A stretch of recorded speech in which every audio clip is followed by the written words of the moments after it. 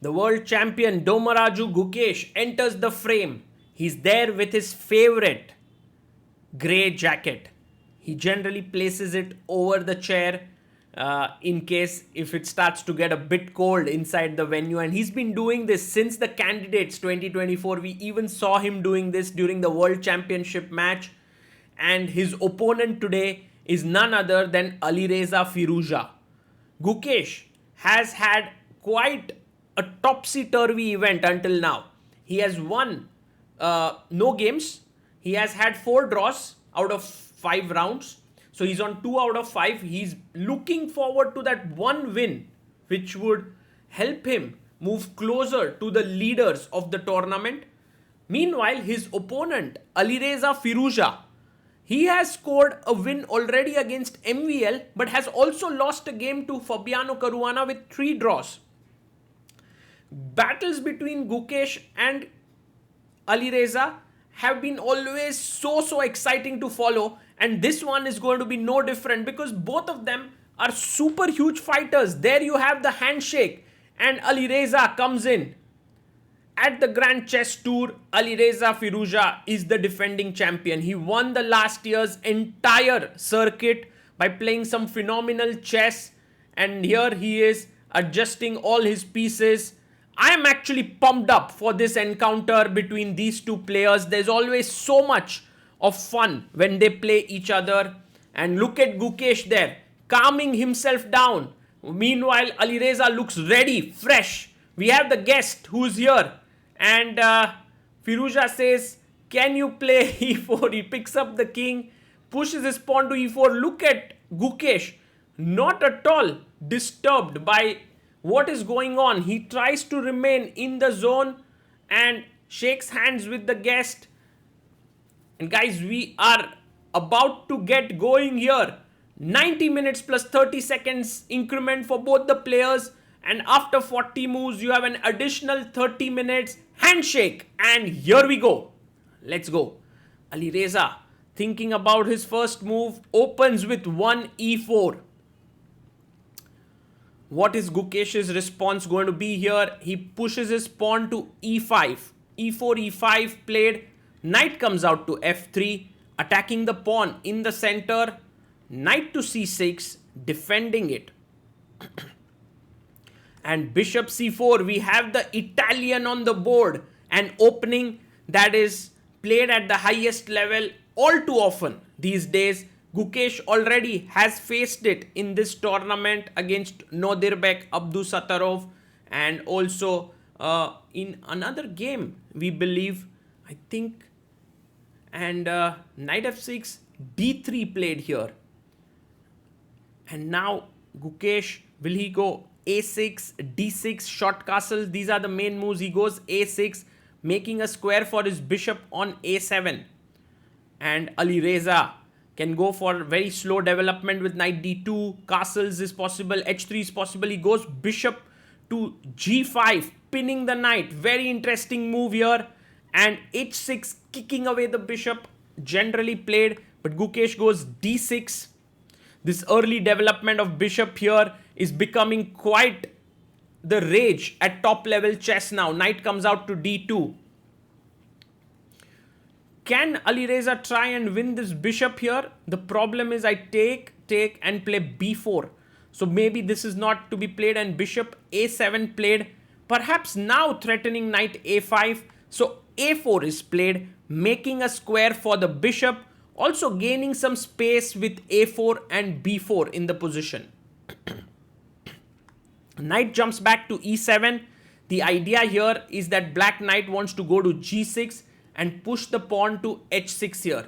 But Firouzja takes on f6, and he takes this opportunity to double the black pawns. Very interesting. Pawn takes on f6.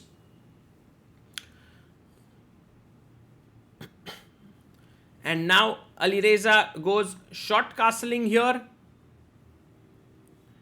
The bishop is well positioned on this long diagonal. Knight on e7.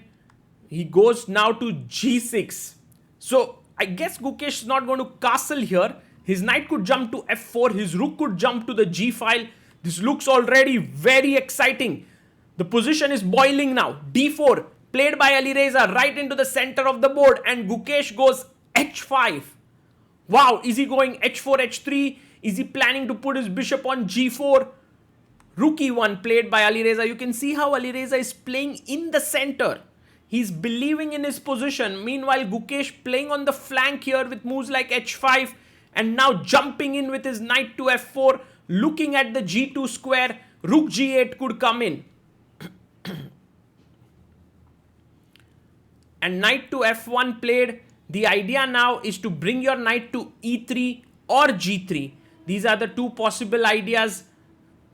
And Gukesh could very well go bishop G4. That's a very interesting move, because if you go H3, I can then maybe even sack here. Take, Queen D7 with an attack, which could be very dangerous. C6 played here by Gukesh. Also, a very interesting move. Maybe Gukesh wants to strike in the center with pawn takes, bishop moves away, E4. That could be a very dangerous idea, and maybe Alireza should just move his bishop away perhaps. Not to get struck by that. But in fact, he goes knight to E3, provoking Gukesh and telling him, Gukesh, come forward with D5. I'm ready for it. And Gukesh plays it with 1 hour 13 minutes on the clock. Firouzja has 40 minutes. He's 33 minutes behind on the clock. He takes on D5. Gukesh is going to recapture here. C takes D5. Black's position looks so messy. I mean, how can black be okay in such a position when your king is right opposite the rook on the e file? How can it be? But Gukesh thinks that it is possible. He goes e4. He attacks the knight on f3. The knight now goes to h4. The knight is looking at these two squares, but bishop e6 is a fantastic move. He finds it. Bishop e6 on the board. Gukesh not only has a very interesting position, he's also ahead on the clock by 33 minutes. c4 played here by Firouzja. Now very important moment in the game. Rook g8 makes a lot of sense. Threatening knight h3 check, king h1, knight f2 and winning the queen. But Gukesh goes king f8. Not a good move at all. This move actually moves the king in the wrong direction here, in a way where it's not so well placed. It's not so well positioned. Doesn't look that great. And Gukesh now comes in with his jacket. Maybe he was feeling a bit cold. But also the position is heating up. Queen b3 played. Putting pressure here on b7. The best move by Alireza Firouzja. Queen comes up to d7 so that when takes, bishop c4 happens, he could play rook d8 and try to protect this. He's trying to play in the center here. And also defending the b7 pawn, by the way. And again, Gukesh removes his jacket. Maybe he's suddenly not feeling that cold anymore. Pawn takes pawn taken here by Alireza. And now Gukesh must take back with the knight. Knight takes d5. The position super pleasant for white. The best move, bishop c4. Then putting pressure in the center.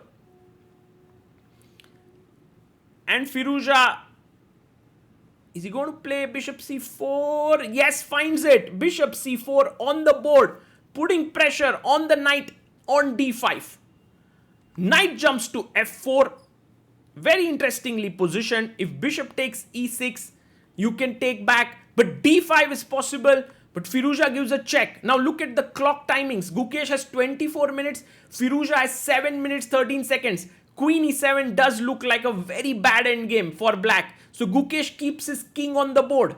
And here d5 makes a lot of sense. Also bishop takes e6. F takes e6. Knight d1 with the idea of attacking on e4. And the knight going here could be very, very nice. But look at Alireza's time now. He goes down to 47 seconds as he makes his move knight f5. Is this blundering a piece? Not really, because bishop f5, there is check here and I win back the knight, because if you go back, I take, queen takes, and this is already good. So knight ef5 is a decent move. However, it loses a chunk of advantage. But Gukesh goes bishop b8. He should have taken here. To queen g3, there was bg4, queen f4, and then rook e8, and black was fine. But instead, bishop b8 played, which is a big error. Now rook takes e4 is a strong move here. But Alireza wants to give a check on g3. He's planning to give this check. Oh my god, the game is heating up like anything. With 52 seconds, he gives a check, king cannot move. There will be queen g7, so knight g6 back, attacking the queen. He takes on e6, attacking the queen. You can't take with the pawn because of queen takes g6. So he takes back with the queen. And white now has these beautiful knights in the center of the board. And Alireza's best move is queen e3, just bringing his queen here. Yes, queen to e3 comes on the board. A fantastic move, threatening the pawn on e4. Bishop a7 played, looking at the d4 pawn, but Gukesh already in huge trouble. Alireza takes on e4. The only thing that is going in Gukesh's favor is Alireza's clock. He has less time. Knight takes h4. And can you just go check here? He was about to take here. He was about to take with the knight. But now he finds the check. A great move. Knight e7 check. Played here by Firouzja. The king goes to g7. And now queen takes h4. Yes, he takes it, keeping the queens on the board. White at this point is a pawn up, has the safer king. Gukesh is completely lost. He goes queen g4, a good move, trying to exchange. Rook e4 is the best, but he trades, and that gives black an opportunity because his structure is now better. Rook e4 would have been so nice. But now, after hg4, Alireza goes rook e4. He's going for that? Yes, he plays his rook into the center of the board. But Gukesh finds another good move. King f8. You can't take this pawn because e7 is hanging. So rook a e1 makes a lot of sense to defend the knight and threaten the pawn on g4. And Firouzja somehow is unhappy. He's shaking his head. He's like, I didn't want to get into this position. Because now Gukesh has rook d8. Attacking the d4 pawn. Finds it. Gukesh playing one good move after another. Making a comeback in the game. Can he hold this position? Firouzja chops off the pawn on g4. Rook takes g4. And now you take with the rook or you take with the bishop. Taking with the bishop makes a lot of sense. Because taking with the rook wasn't that great. Bishop takes d4. Attacks the pawn on b2. Also threatens maybe bishop e5. Knight jumps back to f5. Bishop b2 played. And now maybe you just put your bishop on e5. Alireza brings his rook into the center. But Gukesh has another great idea. Bishop c3. Finds it. Because now, because of the back rank issues here, you can just play b5, b4 next. Rook b1 played. But it doesn't matter. Push the pawn, Gukesh. When take. Yes, he finds it. b5. If you take and rook b5, it's a mate here. So take. Gukesh quickly takes back. We are heading to move number 37. He goes h4, pushes his pawn, and Gukesh can now push his pawn here. Black has enough counterplay to hold this position. It's true Alireza's position, easier to play by pushing. But now rook d7, just play this move, control the 7th rank. But Gukesh blunders. He blunders big time here. The reason is rook e7 is a phenomenal move. Because I go to b7, then I bring my other rook somehow to the 7th rank. And black is under huge pressure. I can also improve my king. And rook e7 found by Alireza on move number 40. The final move before time control. And Gukesh has slid into a worse position. Once again, Alireza is back in a winning position. But Gukesh finds amazing resource here. Rook d5. Why do we say it's amazing? Because the threat is rook takes f5, g takes f5 and taking the pawn on h4. Alireza plays his king up to g2. He's bringing his king into the game and a very good move. Because later the king can move to f3 and there could be some kind of a mating attack. Gukesh just sacrifices his rook on f5.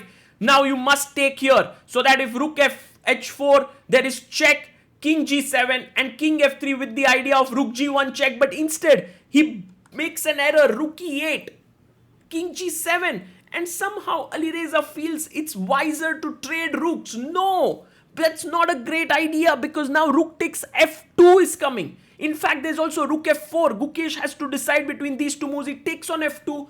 It's a good move because the position is now drawn.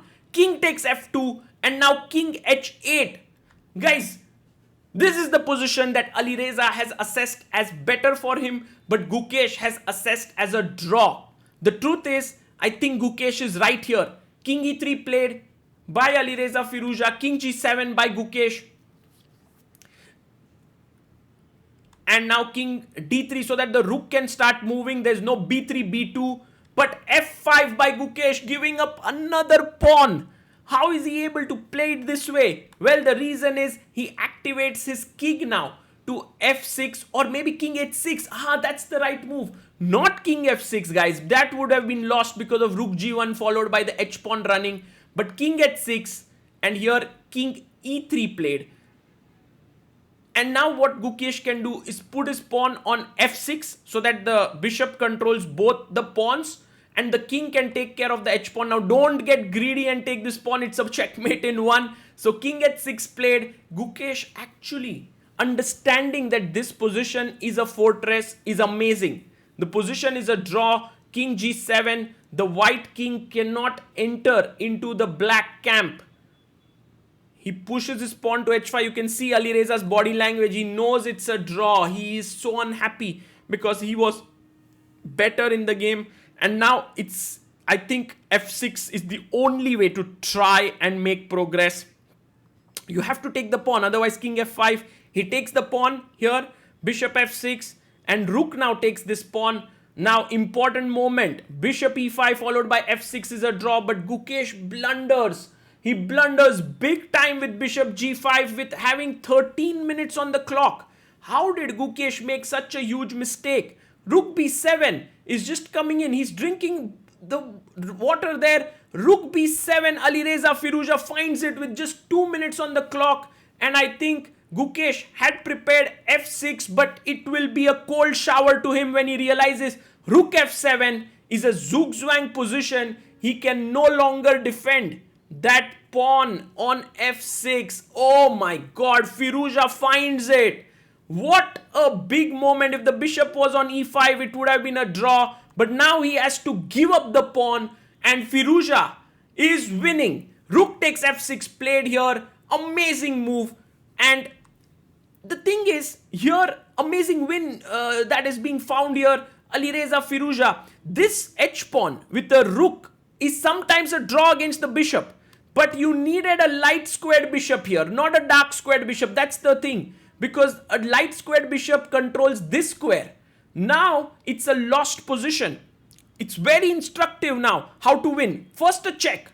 Look at this. With this pawn on h5, it's very difficult to win. So you actually have to give it up here with h6. Can you believe it? Yes. And Gukesh isn't taking it, but Alireza will force him to take it by giving a check. And the thing is, if you, by the way, go down, then I just go king, not king g6, but I would win this position with king g6, bishop h6 and moving the rook away. But he takes check, king back. If you go king h5, I go here and give you a checkmate. So king h7. And now you will see the rook has boxed in the black king, which is very important. King f7. And once you box in the king here, the problem is I'm going to attack your bishop in a way where I will attack and then threaten a checkmate as well. So bishop b8, rook b6. Good move. And now Gukesh plays bishop c7. He knows that the writing is on the wall. He knows that he's going to lose this. Rook b7. You can't go bd6 here because of king e6 check and you lose the bishop. So you have to go to f4. But now rook b4 is the move that is winning. Alireza finds it. If you move the bishop, I'm simply going rook g1 or even rook b1 to threaten this. It's all over, guys. And if king h6, it's still a checkmate. And Gukesh resigns here just to show you how this game would end. If bishop f4, I go for a check, bishop h6, and now a waiting move. And your king has to move and it's checkmate. What a win for Alireza Firouzja. And look at Gukesh, by the way. Look at Gukesh. He's saying f5 and king h6. Wasn't that a draw? And f6, rook h1, and they are analyzing that rook bishop endgame. Actually, Gukesh played brilliantly, I must say. He found the drawing idea, but then blundered at that last minute, while Alireza Firouzja was able to hang in there. He found some amazing moves and managed to beat Gukesh. This rivalry between Gukesh and Firouzja is so exciting. So every time they sit across each other, we get a game that is worthy of top level fighting chess. And I'm absolutely a huge fan of both of them, especially the way they are conducting themselves right now. After the game, just analyzing, and I think hats off to Gukesh, who is the world champion, who has been having a bad event with 4 draws and 2 losses, yet he's keen on trying to figure out where he could have improved, what he could do better. And even if this attitude may not look that great right now, like because he's losing his games, it is going to be very, very useful for him and for every improving chess player out there. This is what the losses shouldn't take away your will to improve at chess. And of course, Firouzja joins the leaders in the tournament with this win. He has now 2 wins. He's always playing this uncompromising style of chess. The players signed their score sheets. They have had their discussions. And, well, we have 3 more rounds to go. Gukesh has 3 strong opponents left. Wesley, so all Americans. Wesley, Aronian and Caruana who are going to play against him. And this is not going to be easy for Gukesh as he sets back his pieces here. It will be, he's already on -2, 2 losses. But will he come back is the big question. For now, I hope you enjoyed the game. This was definitely one of the fine games played by Alireza Firouzja.